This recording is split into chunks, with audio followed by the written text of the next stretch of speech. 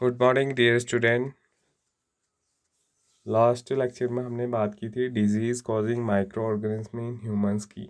एक बार दोबारा से इसे देखते हैं। Pathogens enter our body through the air we breathe, the water we drink और द फूड वी ईट। जो पैथोजेंस होते हैं, डिजीज़ कॉजिंग ऑर्गेनिज्म, वो हमारी बॉडी के अंदर इंटर करते हैं एयर के द्वारा, वाटर के द्वारा या फिर फूड के द्वारा।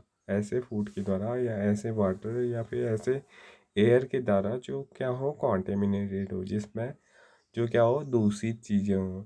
उन चीज़ों को अगर हम उन चीज़ों के कांटेक्ट में अगर हम आते हैं तो पैथोजेंस क्या करते हैं, हमारे बॉडी के अंदर इंटर कर जाते हैं।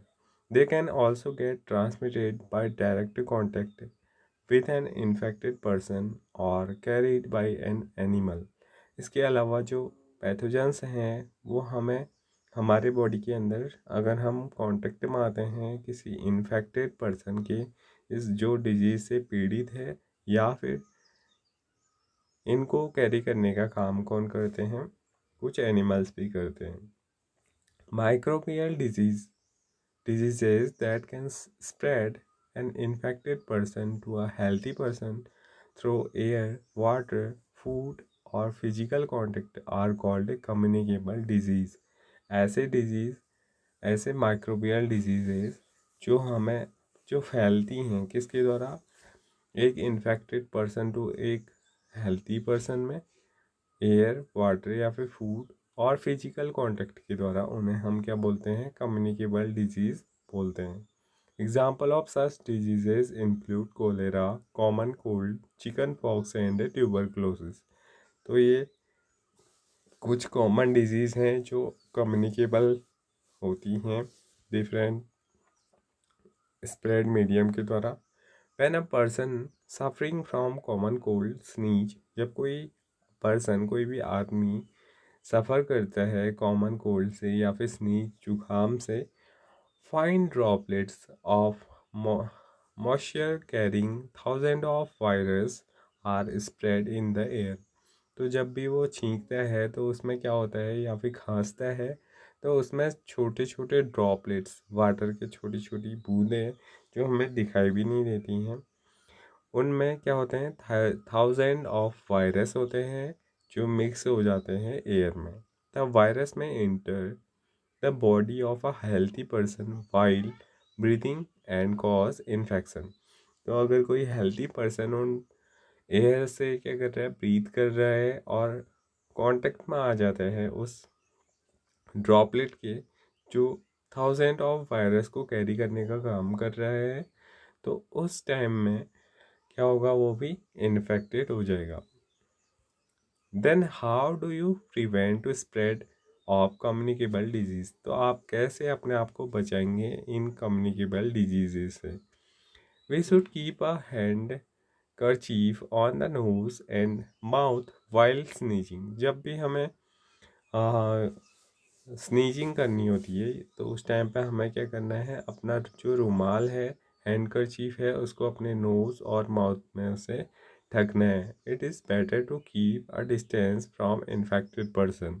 और इसके साथ साथ हमें जो इन्फेक्टेड पर्सन है उनसे थोड़ा दूरी में भी रहना चाहिए।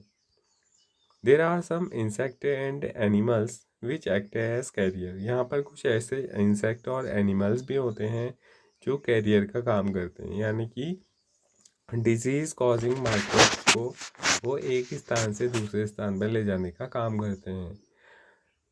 ऑफ डिजीज़ कॉजिंग माइक्रोब्स, ठीक है, house flies one such carrier. और जो हमारे घर में हम देखते हैं मक्खी, हाउस फ्लाई जिसको बोला जाता है, वो एक कैरियर है।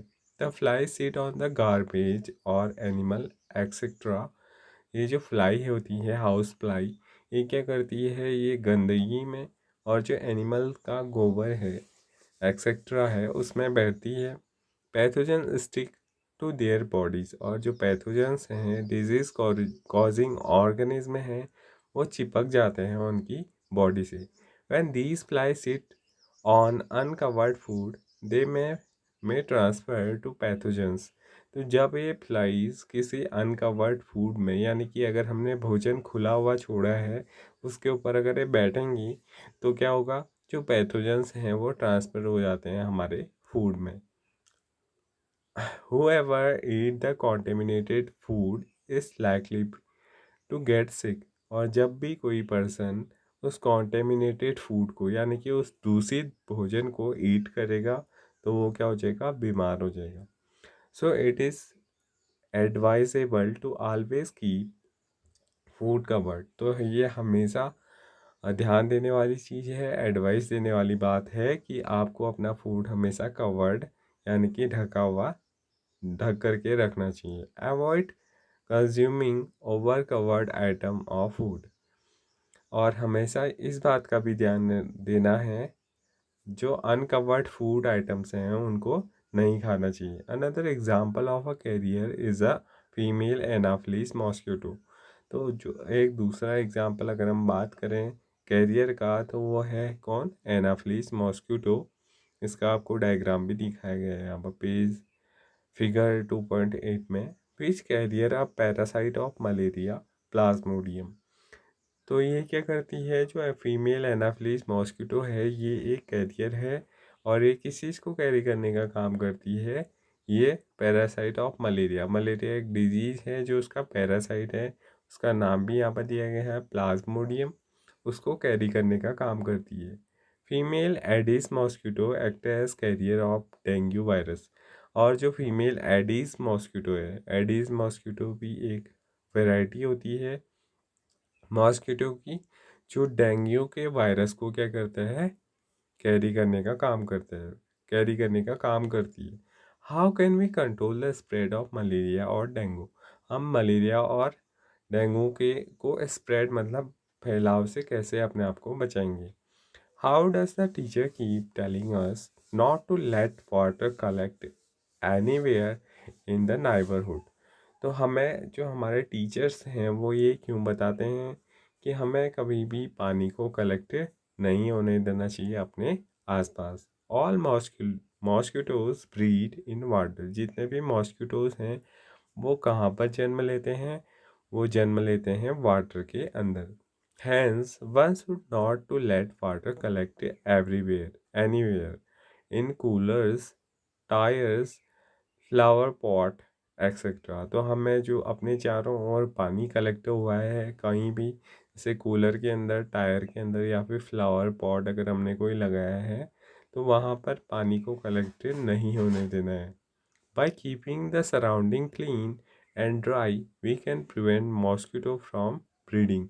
अगर हम अपने चारों ओर इस बात का ध्यान रख रहे हैं कि हम उसको अपने चारों ओर का जो इन्वायरमेंट है उसे क्लीन करेंगे और उसे सूखा रखेंगे, तो हम प्रिवेंट करते हैं, हम बचाव कर सकते हैं मॉस्किटो को कि वो अब ब्रीड न कर पाए। Try to make a list of measures which help to avoid the spread of malaria. तो इसके अलावा और भी मेजर्स अगर आप कुछ जानते हैं तो उनके बारे में आपने एक लिस्ट प्रिपेयर करनी है। यहाँ पर आपको एक some common human disease caused by microorganism की लिस्ट दी गई है। थोड़ा सा देख लेते हैं। यहाँ पर ह्यूमन डिजीज़ फर्स्ट में दिया गया है कॉजेटिव माइक्रो ऑर्गेनिज्म, कौन से माइक्रो ऑर्गेनिज्म के द्वारा होता है, मोड ऑफ ट्रांसमिशन कैसे ये फैलती है, और प्रिवेंशन मेजर्स जर्नल कौन कौन से बचाव के तरीके हैं। तो ट्यूबरक्लोसिस एक बैक्टीरिया के द्वारा होने वाली डिजीज़ है और ये किसके द्वारा फैलती है, एयर के द्वारा। मैलेसिस एक वायरस के द्वारा, और इसके लिए इसका जो ट्रांसमिशन का मोड होता है वो भी एयर होता है। चिकन पॉक्स की अगर हम बात करें तो वो वायरस के द्वारा फैलने वाली एक डिजीज़ है। इसमें एयर और कांटेक्ट यानी कि फिजिकल कांटेक्ट से ये ट्रांसमिट होती है पर्सन टू पर्सन में।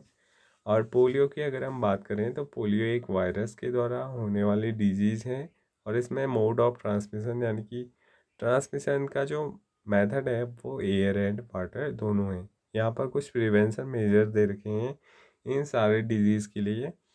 Keep the patient to complete isolation. जो भी पेशेंट है उसको आइसोलेशन में हमने रखना है, यानी कि उसको अदर पर्सन से हमें अलग एक सेपरेट रूम में रखना है। Keep the personal belongings of the patient away from those of the other. और इसके साथ साथ जो भी सामान उसका है पेशेंट का, या फिर जो भी कपड़े वगैरह हैं, उनको अदर पर्सन से दूर रखना है। Vaccination to be given at suitable age. और इसके अलावा हमें क्या करना है, इन बीमारियों से बचने के लिए बचपन में जब छोटा होता है बच्चा, उस टाइम पर उसे वैक्सीन भी प्रोवाइड करनी है। तो आज का टॉपिक यहाँ पर कंप्लीट होता है। इससे आगे हम नेक्स्ट वीडियो में देखेंगे। Thank you.